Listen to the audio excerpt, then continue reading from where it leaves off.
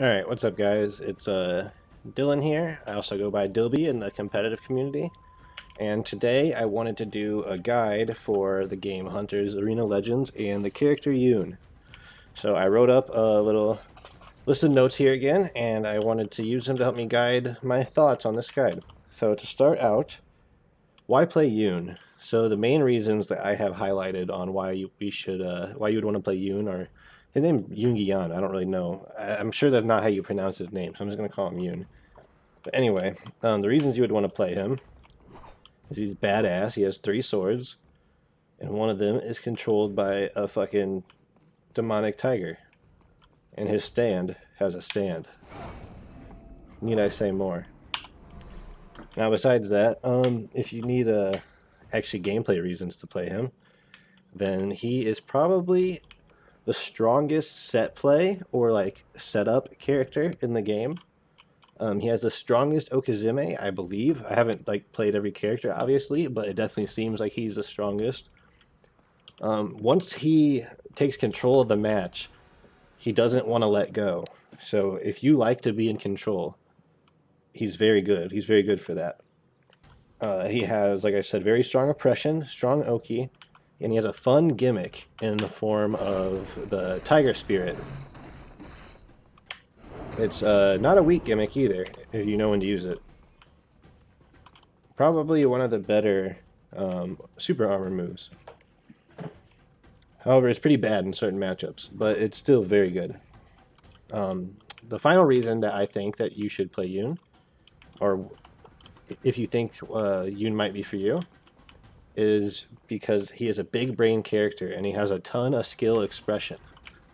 So if you like to play a character and master a character and you want to have your own personal setups, you want to do little things that like you feel like only you do, I feel like Yoon is a good character for that type of thing. If you like to flex and feel big brain while you play, you can have a lot of creativity with him.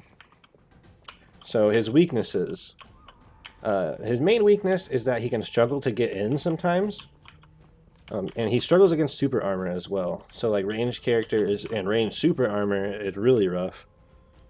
But like I said, he's very oppressive. So once he's in pretty control. Honestly, his weaknesses are not that bad. He's pretty well rounded, and it says that in the character description. You know, he's like he can switch from a strong melee fighter to a ranged fighter. So he has pretty much a lot of bases covered. The only thing that he struggles with is that he does struggle to get in when he as a sword form, and you don't really want to go into your Black Tiger stance against a ranged character. So he can struggle in that sense. But his strength, besides his oppression, is his normals. These slashes are very good. They're very strong. They have a lot of tracking. So if you like delay them, they will track the opponent. If they dash away, a lot of times the forward momentum on these attacks will actually make you still clip them even if they dash away. So once he's in there and hitting you, he's very sticky. And then when you combine that with this ability right here, Bite and Tear, I believe it's called.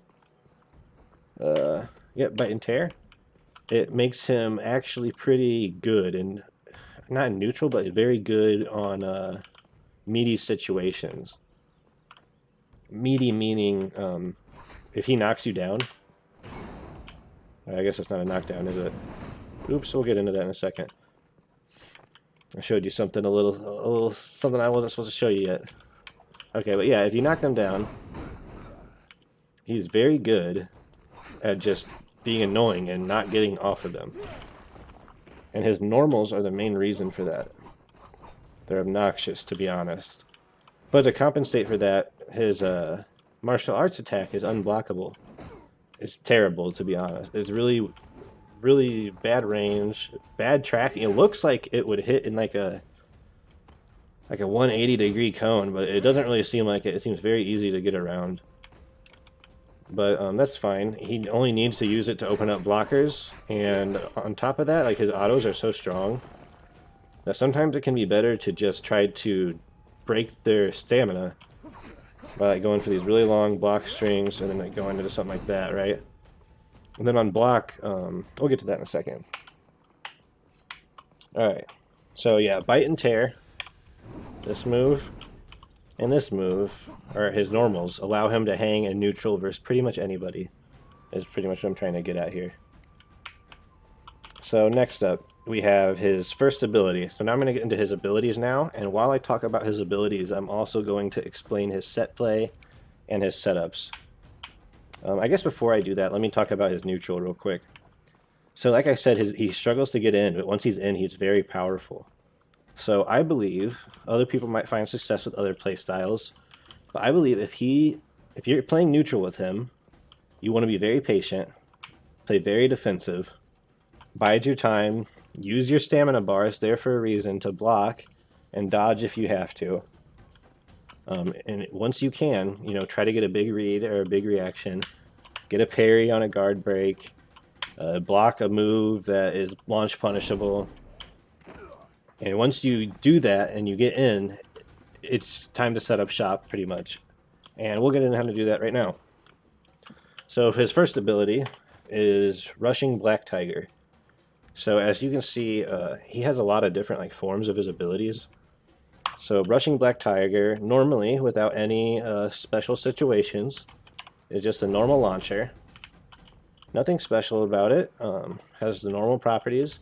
It does seem to have slightly better tracking than most launchers. So if you are hitting somebody and delaying your attacks, if they try to dodge behind me and I delay it for a second and then oops, hit 1, not 2.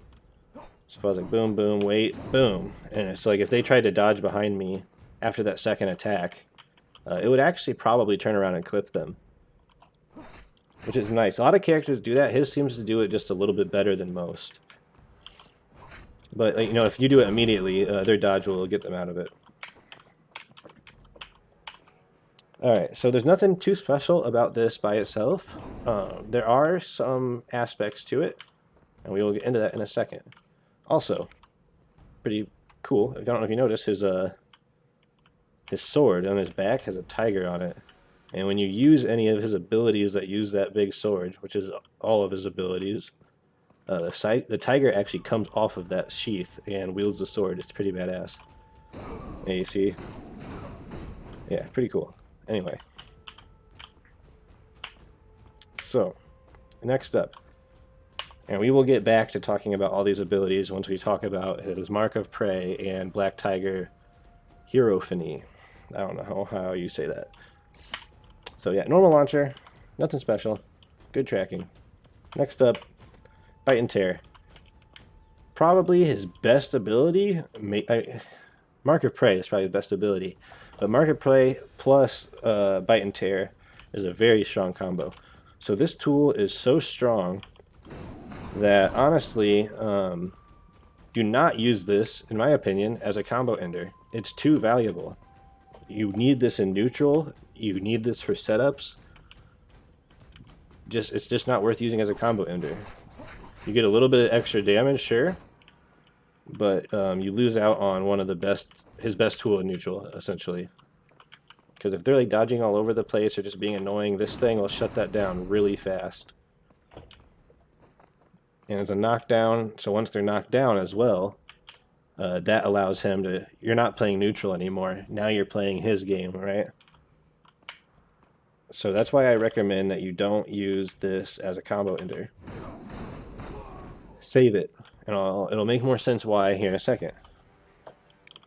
So his next move, which is, I think, his most interesting, is Mark of Prey. So I didn't understand how this move worked for a while because the game doesn't really explain it. And I actually did some stuff on accident in the middle of a match and it made me want to go explore it.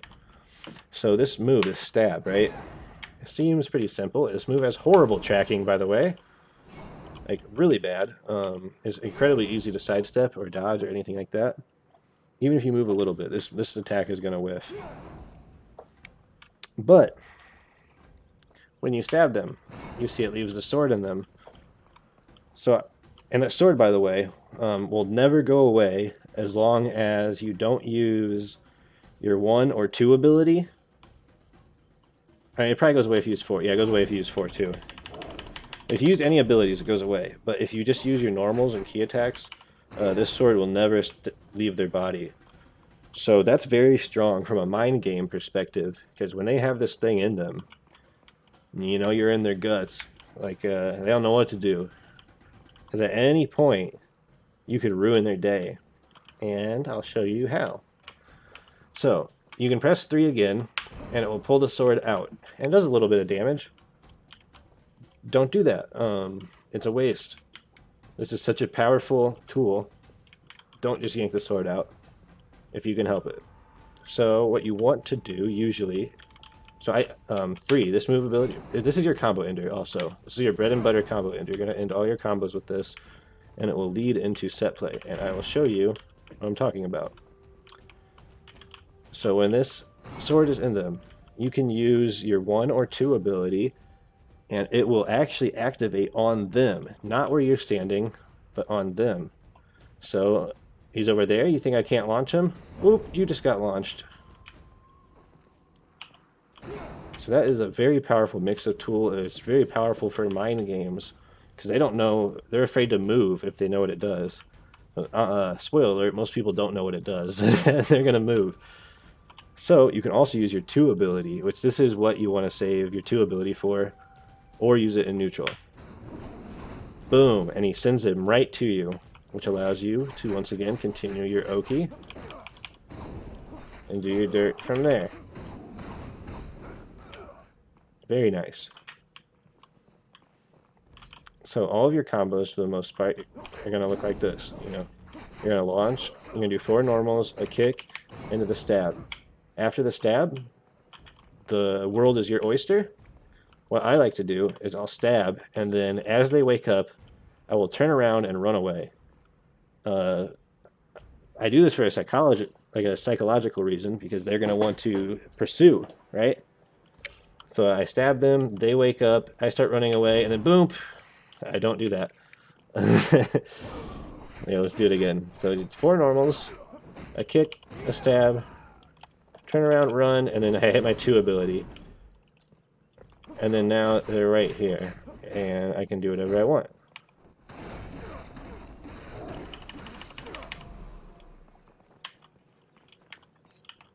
So this tool is mostly used, it's hard to use it in neutral. I don't recommend using it like on a non-comboed opponent, because it's very hard to land.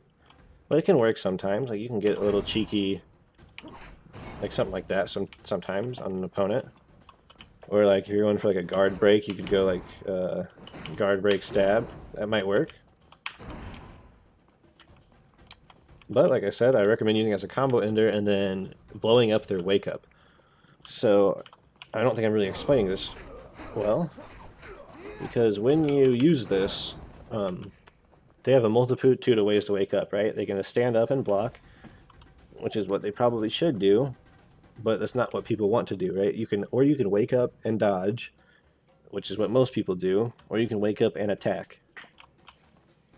The cool thing about his 2 ability, right, the rip and tear, it lasts for such a long time that even if they dodge even if they dodge at the perfect moment, it'll allow them to dodge like the first swipe and the second swipe, but then they'll leave their invincibility frames, and then the third hit of rip and tear will whack them.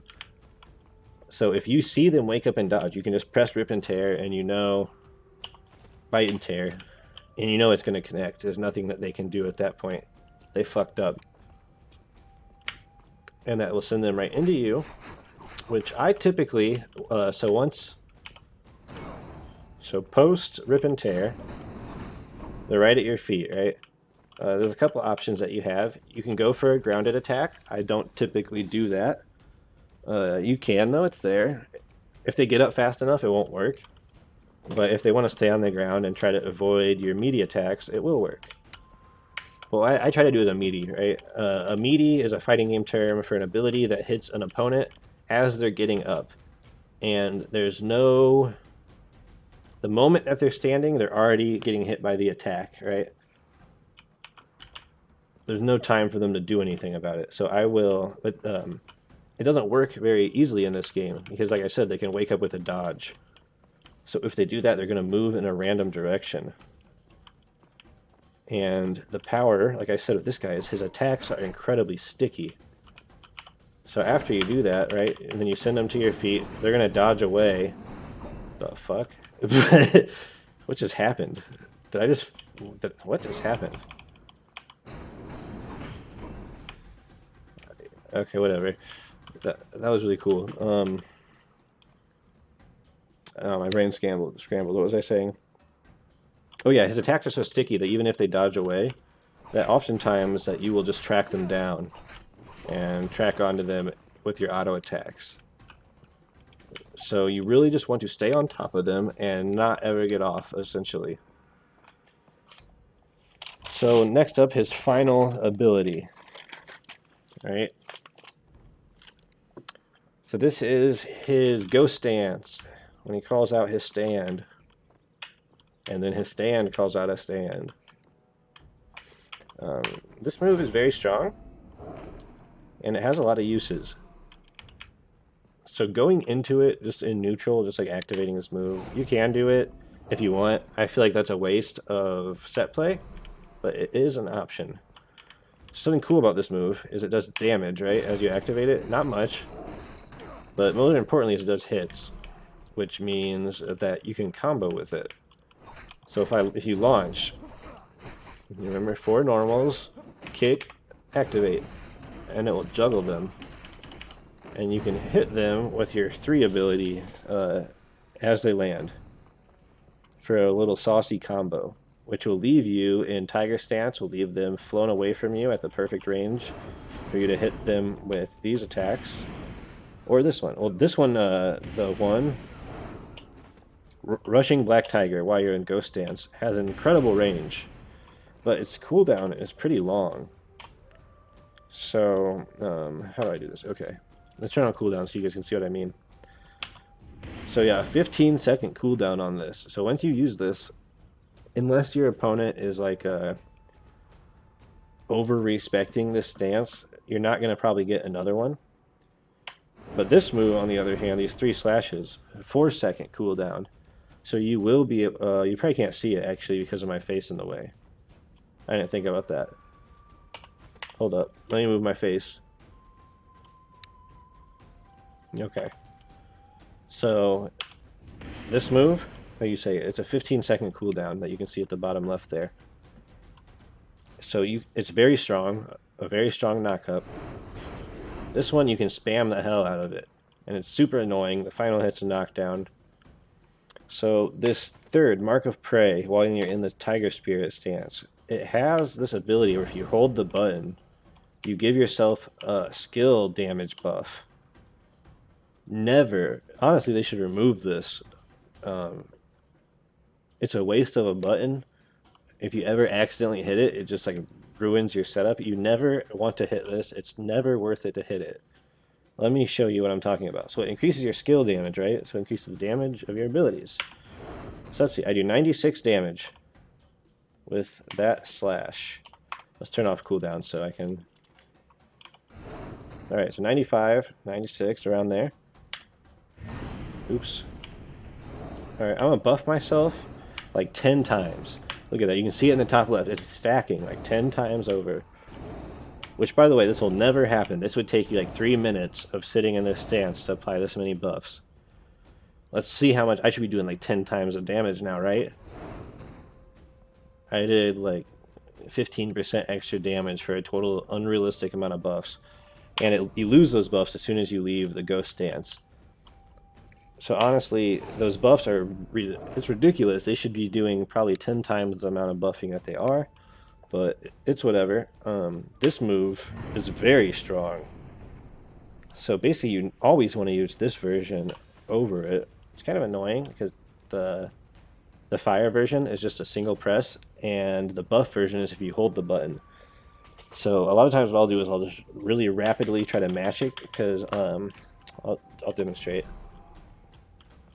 At the end of a combo you need to do it very quickly or else they can quickerize it.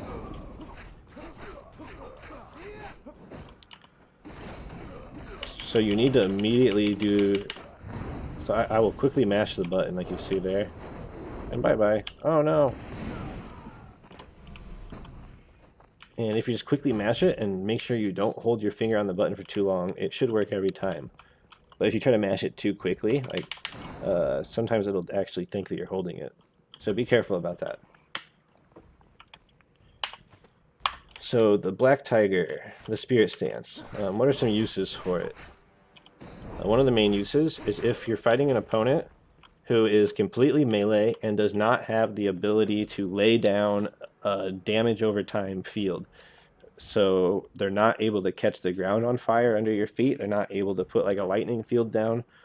They're not able to do anything that is going to fuck you up for not being able to move, because you can't move when you're in that stance. So like the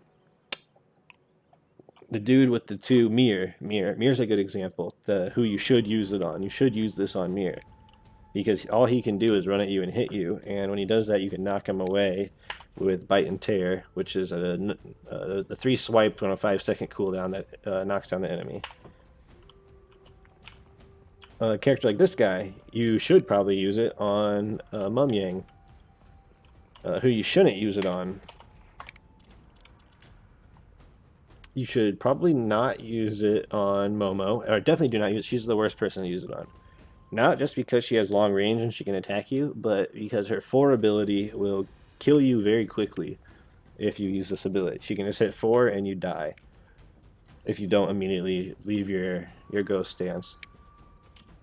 I wouldn't use it on Dara. I wouldn't use it on any ranged character. You can use it. Alright, so this is hard to explain. I'm sorry, guys. This is probably being a lot longer than it needs to be.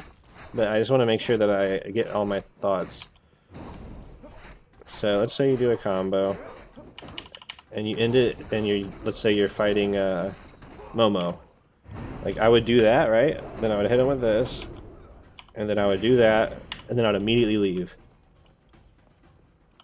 I would not hang out in that stance versus Momo, or like a ranged character, or the drunk guy who can throw down like a field of fire at your feet. You can use it against them, but immediately leave after you hit your combos. But on a character like this, oops, wrong button. You can troll against like a full melee guy, right? Like, you're gonna stay like this because while you're in, I should have said this right off the bat. While you're knocked out like this, you have super armor 100% of the time. Nothing can knock you out of it except for ultimates, like your final ability, the big red one. For him, it's Fury of the Chain Tiger. Those will knock you out of this stance. But that's the only thing. Other than that, you take full damage, sure, but you cannot get knocked out. So while they're wailing on you, you can just be hitting them with your abilities, which will send them flying away, which makes them have to run back forward towards you, and you just hit them again. And it's very obnoxious for them to fight against. So, when do you opt for the Spirit at the end of a combo over the Stab? Because that is a question I ask myself often. That's a big dilemma with him. Like, when is it better to use the Spirit over this? Because that is very strong. What the fuck is that? I just did it again. I gotta figure out what's going on right there. I just did like 5 or 6 swings. Okay. There might be an update to this guide if I ever figure out what's going on there. I don't know if it's intentional. I don't think I've had that happen in a real match yet. And so it might have something to do with the cooldown, like being off. I don't know. Very interesting though. When do you opt for it? So I would opt for, this is my philosophy.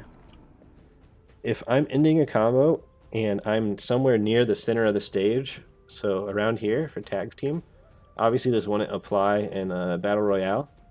So in Battle Royale, you would, I guess, I don't know, if like you're in like an enclosed space, this is pretty strong, but if it's too enclosed, it's not.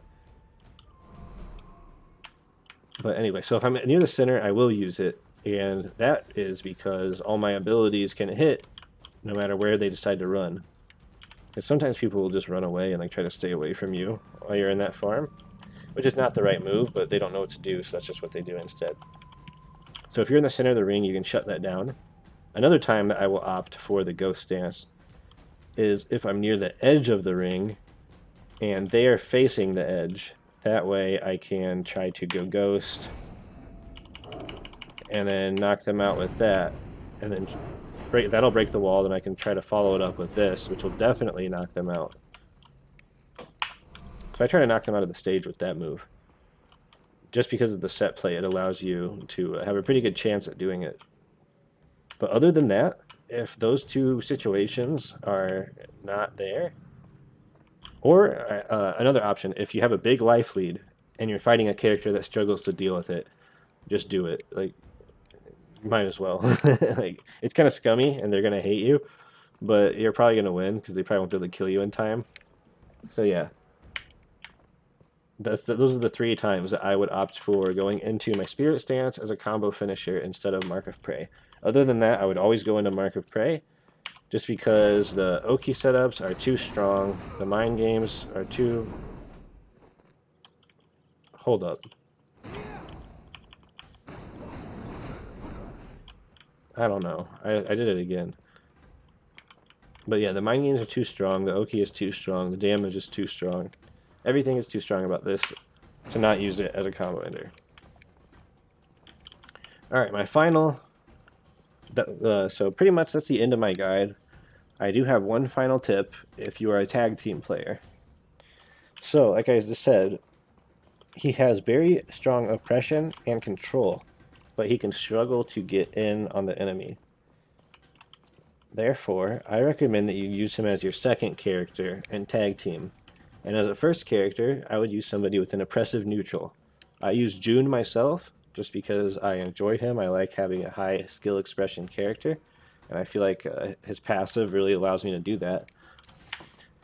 And he controls neutral fairly well. So I use him. And in tag team, not sure if you guys are aware, but you can do tag team combos. So I can't demonstrate it in practice mode. I really wish I could.